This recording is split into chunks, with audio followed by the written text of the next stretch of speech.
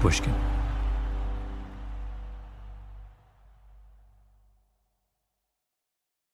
Yeah. No, let's talk about you have that fascinating thing about that guy, Krieger, who goes from Germany to Arkansas. Yes, he does. To Fayetteville. Yes. I'm talking to a professor at Yale Law School, James Q. Whitman, about an all but forgotten figure named Heinrich Krieger. In the early 1930s, Krieger was a student in Dusseldorf, an intellectual, who set out for a semester abroad. We have no pictures of him, so we'll have to use our imaginations. A proper, upper-class European, waistcoat, little round glasses, bowler hat, in his briefcase, a battered copy of Nietzsche's Beyond Good and Evil. I'm guessing he's never been to America before. He takes a steamship from Hamburg to New Orleans, the SS Westmoreland, his heart beating furiously with a mixture of apprehension and excitement. He disembarks, takes a train north and west, and arrives in Fayetteville, Arkansas, rents a room in the house of a German professor named Gustav on Maple Street, right by the University of Arkansas School of Law. The law school was only 10 years old. Classes were held in the old chemistry building on campus. Today, Fayetteville has 100,000 people. Back then, it's just over 7,000. A dusty little place, a whole world away from Dusseldorf. Did the University of Arkansas Law School get a lot of overseas students in the 1930s? I don't think so. This is almost a comic notion that someone's coming from the cradle of European civilization to Fayetteville in the early 1930s. I mean, it's like the culture shock that poor man went through. I don't know how he ended up there. I truly don't. Yeah. And he goes there. How much time does he spend in? Just a year. I think Just a year. He was an exchange student for a year. And he ends up writing, and you've read this book he wrote. Oh, yes. Yeah. And it's quite a good book if you accept its basic starting premise. Yeah. It's well done, you know. So describe to us what he produces in his time in Fayetteville. But he produced a book called Race Law in America. Oh, I nearly forgot to mention. Herr Krieger is a Nazi. A serious one. My name is Malcolm Gladwell. You're listening to Hitler's Olympics, our series of the 1936 Berlin Games. Dorothy Thompson, Charles Sherrill, Avery Brundage, Jesse Owens, the main subjects of our series so far, were all Americans, trying to make sense of what was happening in Germany in the early days of the Nazi regime. The Olympics forced us to look at them, but the Germans were looking at us too.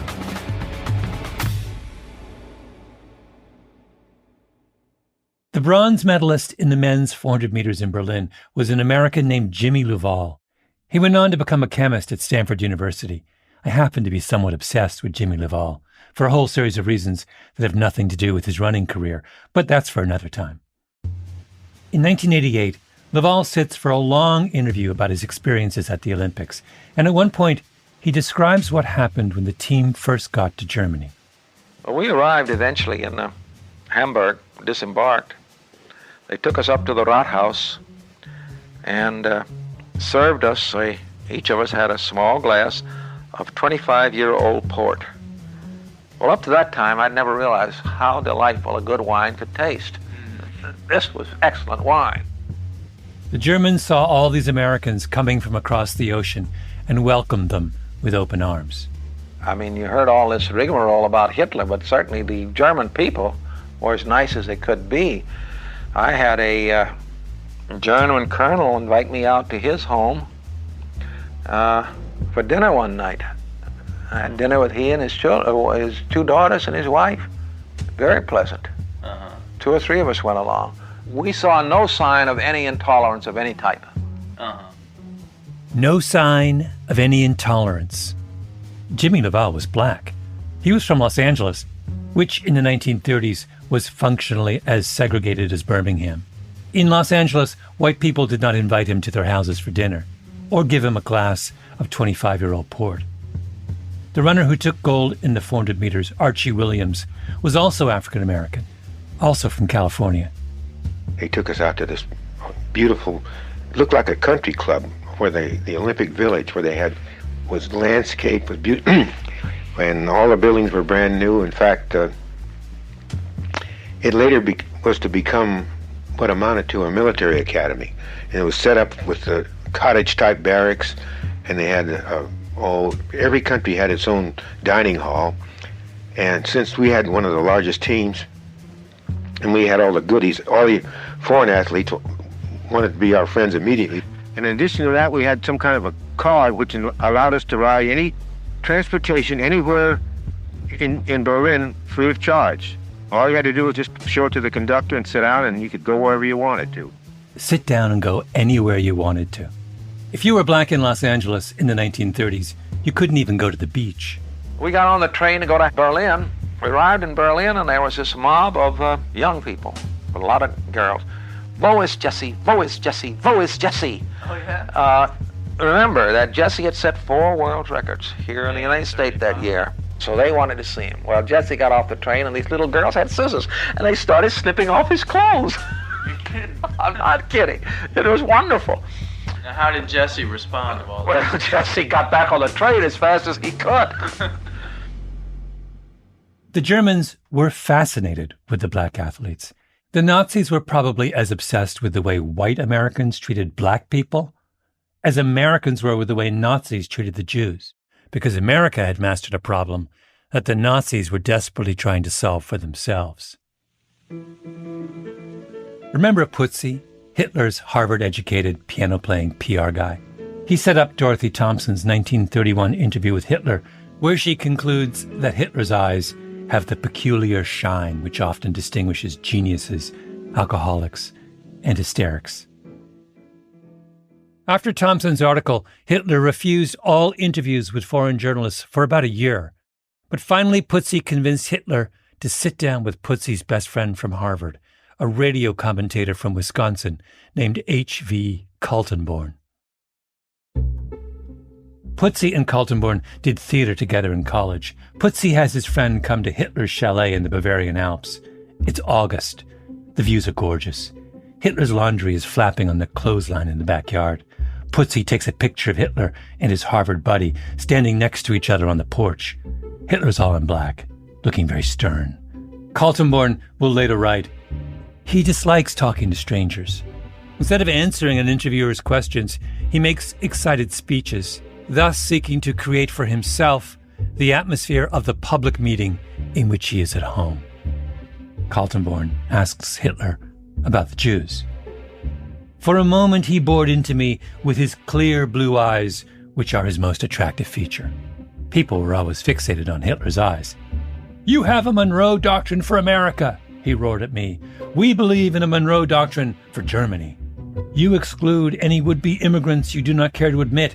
You regulate their number. You demand that they come up to a certain physical standard. You insist that they bring in a certain amount of money. You examine them as to their political opinions. We demand the same right.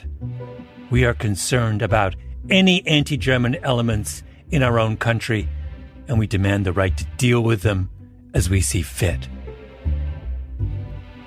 Hitler has never visited America. He doesn't even speak English. But here he is holding forth on the fine points of U.S. immigration law and foreign policy as first articulated by James Monroe in his 7th annual message to Congress in December 1823. There's a project going on within Germany in the 30s to kind of find a legal basis for what they want to do with the Jews, right? An incredibly naive question would be, why would they bother to find legal basis? It's not a naive question. It's a crucial, well, it may be naive, but it's a question crucial for understanding what went on. Our Yale law professor, James Q. Whitman again. Part of the answer has to do with German culture much more broadly. Germans do tend to insist that things be properly legally codified, and that was even true of the Nazis.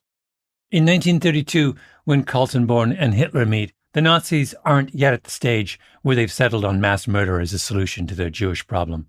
That's years away. They're still trying to figure out how to marginalize the Jews in a way that seems acceptable. The Nazis, it's important to remember, especially in the early years, had to run a state which was not entirely managed by Nazis. They had to have the German bureaucracy on their side. They had to do things that would appeal to people, most of whom were trained in law and would expect law to govern what was done through the Nazi program.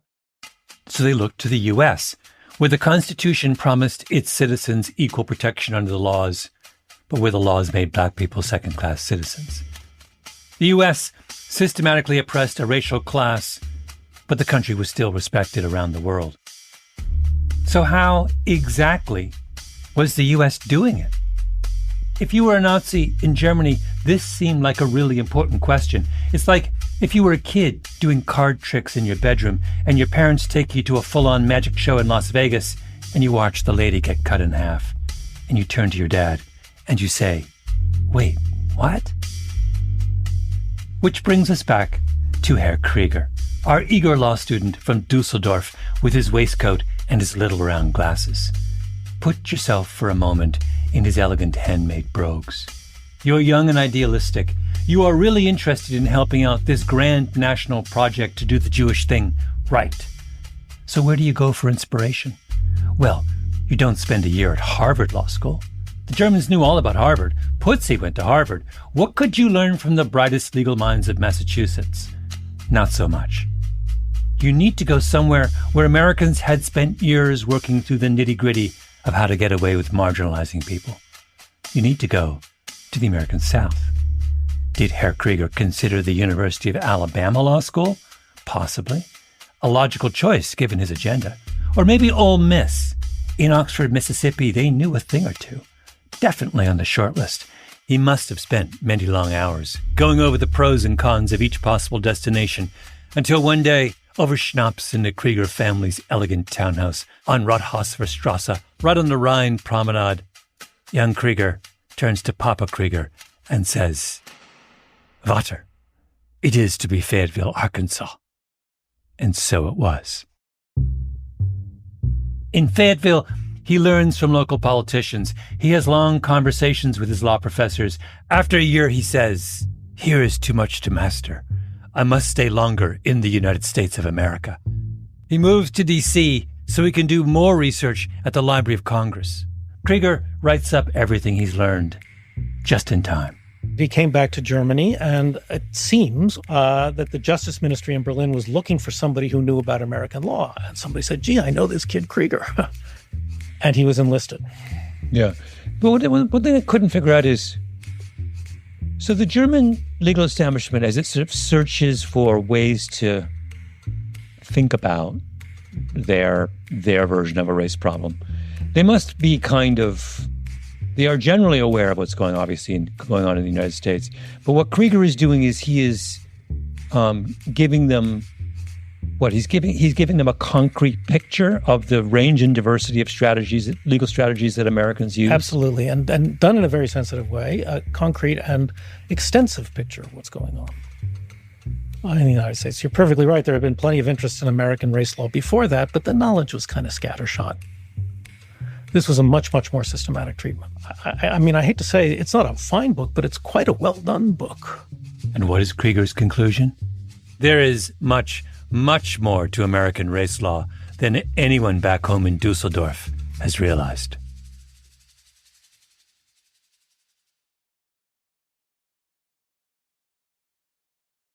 So imagine that there is this guy from Germany who comes over and whatever it is, 33 or 34. What is that man learning about the South? I think if he went to small towns and small communities, what he would find would be very, very complex, unexpected relationships that crossed racial lines, also crossed gender lines. Lisa Lindquist-Dorr is a historian at the University of Alabama and an expert on Jim Crow. I called Dorr because of a fascinating bit of research she did a couple years ago. She collected every example she could find of accusations of black-on-white rape in the state of Virginia between 1900 and 1960. She was interested in what happened to a black man during the high-water years of segregation if he was alleged to have sexually assaulted a white woman. Now, if you remember To Kill a Mockingbird, You'd assume that any black man accused of raping a white woman in the South ended up dead. But that's not what Lisa Lindquist-Dorr finds. She looks at 288 cases. 17 of the accused are killed through extralegal violence. They're lynched. 50 are executed by the state. 48 people get sentenced to the maximum prison sentence. 52 get 5 years or less. But 121, 42%, the largest of all categories, are either acquitted, pardoned, or paroled. Take, for example, a 1931 case involving a black man in Norfolk, Virginia, named William Harper. A woman named Dorothy Skaggs, who was married to a sailor, left her home to go to a guitar lesson. And she later testified in court that while walking along the street, she was struck on the head, dragged into an alley, and raped by a black man. William Harper was arrested. He was identified. His trial was very predictable, and he was sentenced to death. And then the defense revealed new evidence. And he was given a new trial. And at the second trial, Harper produced 6 white witnesses who testified that on the night in question, Dorothy Skaggs was not on her way to a guitar lesson, but was at a roadhouse across state lines in North Carolina, drinking and dancing with a man who was not her husband. Harper was quickly acquitted, but the case was not over. Dorothy Skaggs and a white woman who corroborated her story of rape were brought to trial on charges of perjury. Both were initially convicted and sentenced to 5 years in prison, but both eventually were granted new trials and subsequently acquitted. So you almost... It's like a mess. It is, right. For the white men of Virginia, clearly, there are 3 separate considerations here. First, there's a black man who might have raped one of our own. That makes us really unhappy. But wait, she also cheated on her husband. That also makes us unhappy. And then, hold on, should we really make a practice of just out and out believing a woman who says she's been raped? Because once you start going down that road, I mean, God knows where that ends. If segregation was, if the foundation of it was simply white supremacy, it gives white men one card to play. But what you're describing is they have 2 cards they can play, and they can choose when they play them. And if it suits their interests, they can either use the male card or the white card. Right. And not only that, they always have the 2 cards, that even women who they claim an assault and they're believed in court and the guy goes to prison, if they do anything even subsequently, men can continue to play that men card and say, oh, now we don't believe her anymore. Look what she has done. She has behaved poorly. The point is that Jim Crow isn't really systematic. Not in Virginia or Arkansas or anywhere else. It's not some rigid set of rules. It's a jerry-built contraption with a million different exceptions and contradictions, which allows you to lynch the black guy when you want, or go the formal legal route and have him executed, or, if the whole thing feels a little too complicated, just blame the accuser. It is not so rigid and brutal that every instance of misbehavior causes a crackdown. And that's, in your mind, that's why it survives as long as it does. Right. It's flexible. And it can incorporate all kinds of relationships across racial, gender, class lines that might otherwise seem to violate the rules. What is it that allows the South to construct this kind of flexible, resilient? I mean, you know, I'm thinking back to our German who comes over to the South. When our German goes home, much of what he reports, the Nazis find shocking. And the thing they find shocking is the very thing you're describing, that they think what they need to have is a very clear, consistent rule, which they follow to the letter. And what they can't get over is this idea that it's just kind of discretionary. It appalls their legal minds. Oh, I'm sure. So I was just curious, how did they get there? Is it because their world was so messy that they had to accommodate that messiness? I suspect so, because whites don't want to lose all the benefits they get from African Americans, whether it's buying their stuff or having them work in their houses or on their farms. White Southerners very much want to be able to benefit from and profit from system based on white supremacy. And yet to do that, it's going to incorporate all sorts of interactions all the time in their daily lives that are often incidental, very difficult to police. This is what Heinrich Krieger reads about in the law library at the University of Arkansas, and then later at the Library of Congress. He reads court cases, state constitutions, and criminal codes. He may well have read about that William Harper case. It was all over the newspapers. What's the right word to describe the way he makes sense of what he finds in that year in Fayetteville? Is it surprise? Is it shock? Yeah, that's a great question. It's very hard to read him because on the one hand, he shows a certain level of admiration and support for what he sees in the United States. That is to say, a racial awareness that he detects in the South. Like, people know we are white. We know that there are racial others. We have to deal with it. But he's also strangely disgusted with the way the United States handles it. I'm talking to the historian Jonathan Weisen, another of the scholars fascinated by Heinrich Krieger's time in the South. On the one hand, he's approving, and on the other hand, he's surprised by the violence. Krieger is appalled by lynch mobs, but he's a Nazi. It's not the racial violence that bothers him. The thing about lynching that he can't take is that it's so messy and disorganized. What are the rules? It's hard to pin him down because he has a whole range of emotions that I think capture the general German view. The Americans are so violent. How could they be doing this? So he's really intrigued by this disconnect between how close Americans are to kind of acting on their racial impulses, but how badly they're doing it. And so it's a strange mixture of disgust, surprise, support, dismissal. It's a fascinating and puzzling read in that regard. Yeah. He agrees with America in theory, but disagrees in practice. Absolutely. Krieger actually writes an article on that for the George Washington University Law Review about the way the U.S. handles Native Americans. And if you ask Krieger to sum up what he concluded in that article, he would have said, "Lass mich nicht anfangen." Don't get me started. The Olympics are this chance, like this moment where the whole world is put into dialogue in some way with Nazi Germany before it's just painfully obvious what they're going to be. I'm talking to Ben Nadaf Hafrey, my partner in this series on Hitler's Olympics.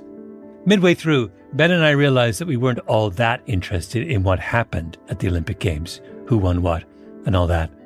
We were interested in what was going on around the Olympic Games, the contortions the Americans had to go through to justify going to Berlin at all.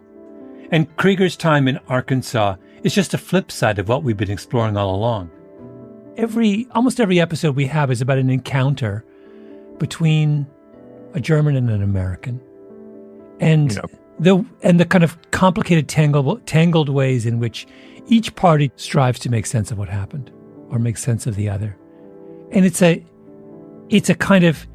hugely important moment for the U.S. and Germany because the U.S. is the ascendant power in the world, and Germany is at a moment in its history when it desperately wants to be the other, right?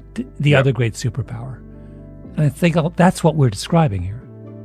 Yeah, I think that's true. And I think that the broader significance of that to me is the sort of implication of the Dorothy Thompson who goes Nazi question, which is that the wrong understanding and the popular understanding of World War II is that the Nazis kind of come out of nowhere and are this singular evil who then must be defeated, and then good triumphs, and that's that.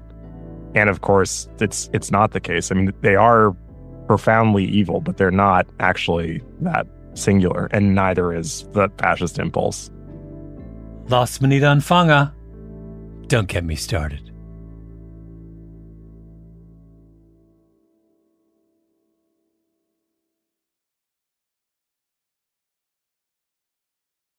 The meeting is where? In Berlin? It's in Berlin. In Potsdam, actually. James Whitman. In the course of his research, he uncovered a transcript of a crucial conference held just outside Berlin in June of 1934. By that point, the Nazis have seized power and put out a big proposal, the Prussian Memorandum. It's all about how they want to handle the Jewish question. and all the country's biggest legal experts are gathering in Potsdam to try and figure out if and how they can translate those ideas into law.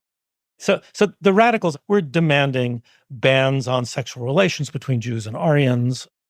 It's one thing to say that, though, but how do you make that work in practice? Well, it was a tough question. You know what? It remains a tough question now. The Nazis were having, understandably, a great deal of difficulty determining who would count biologically as a Jew. It's worth emphasizing that they didn't know anything about genetics, right? There was a lot of concern that if there was racial mixing between Jews and Aryans, eventually the awful Jewish blood would come to the surface. There were others who thought that whatever the Jewish blood was, it would be swamped in any case if there wasn't very much of the mixing. But nobody really knew. The scientists who were involved complained that there's absolutely no physiological way of determining who's a Jew. Yeah. So the fundamental problem here is, how do I erect a legal system which seeks to, create a second-class status for Jews when I don't know what a Jew is? So who's thought about this issue? Well, of course, the Americans had. And Heinrich Krieger had just written it up in his recent book, Race Law in the United States. It would become Krieger's great contribution to Nazi ideology. He gave them a concrete understanding of the American way of prejudice, a legal understanding, something you could start from if you were interested in building a whole new system of racism from scratch.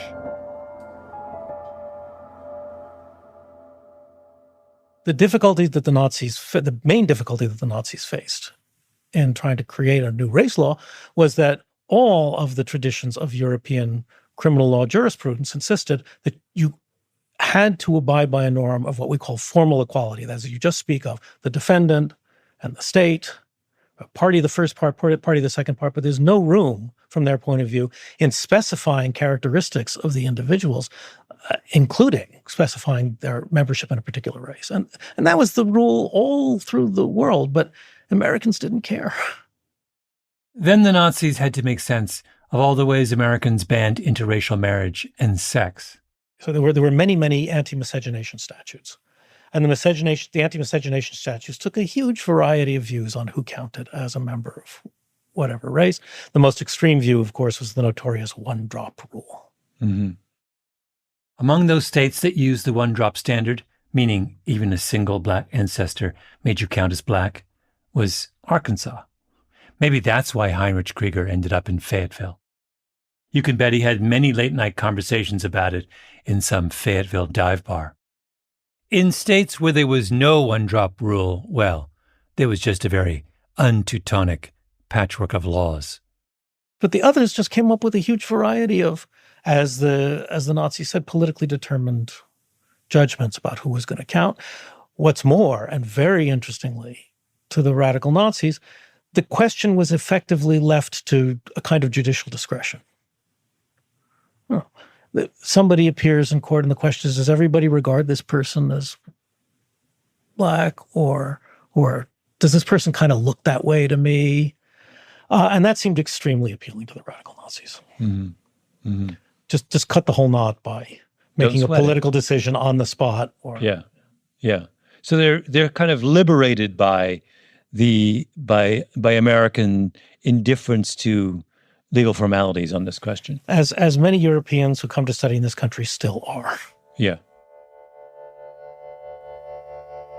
Think about all the crucial meetings that led to the American decision to send athletes to the Games. Charles Sherrill goes to Vienna and convinces the German delegation to commit, in principle, to including Jews on their team. Then, when it seems like the Germans might not be keeping their word, Avery Brundage goes over to visit them, and the Nazis convince him that what they're doing to Jewish athletes is no big deal. Then Sherrill goes back to see the Nazis a second time and brokers the grand bargain. Just put this half-Jewish fencer, Helene Mayer, on your Olympic team, and everything will be fine. Jesse Owens decides to go to the Games and gets hugged on the field by his German competitor, Lutz Long, and builds a myth out of it.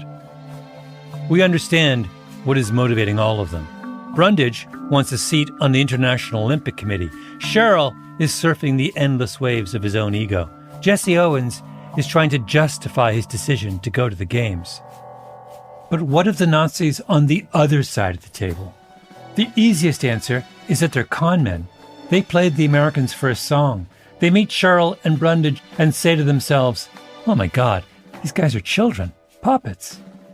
But I don't think that's right. The Nazis aren't rolling their eyes at the Americans.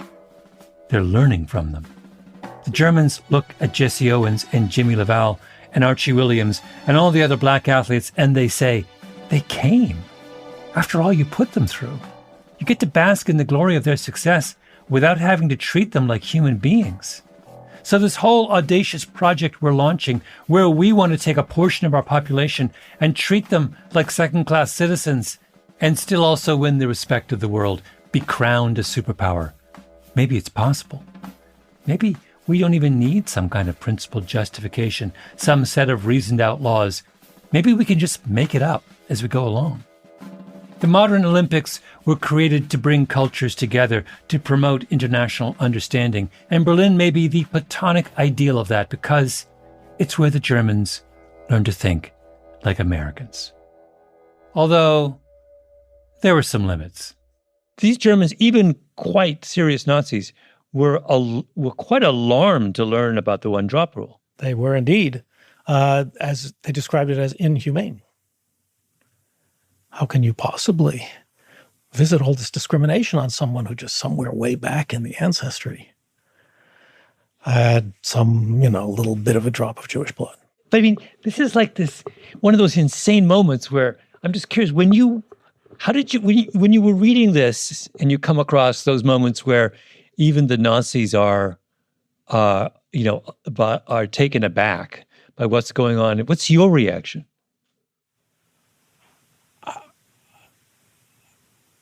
My reaction was, well, good Lord.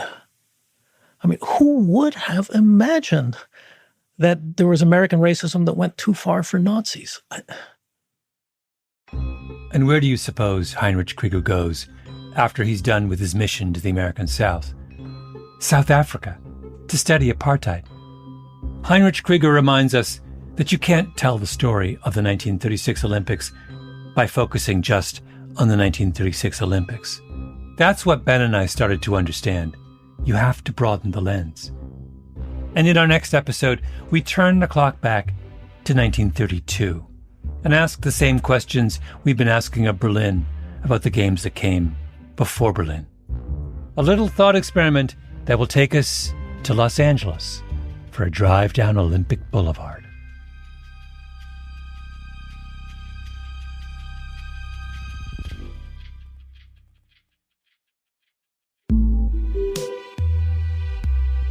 Revisionist History is produced by Benderaf Hafri, Tali Emlin, and Nina Bird Lawrence. Our editor is Sarah Nix, fact-checking by Arthur Gompertz and J.L. Goldfein. Original scoring by Louis Scarra, mastering by Sarah Bruguer and Jake Korski, engineering by Nina Bird Lawrence. Our executive producer is Jacob Smith. Special thanks to Karen Shakurji, Laura Walker, and Sabina Schmidt. I'm Malcolm Gladwell.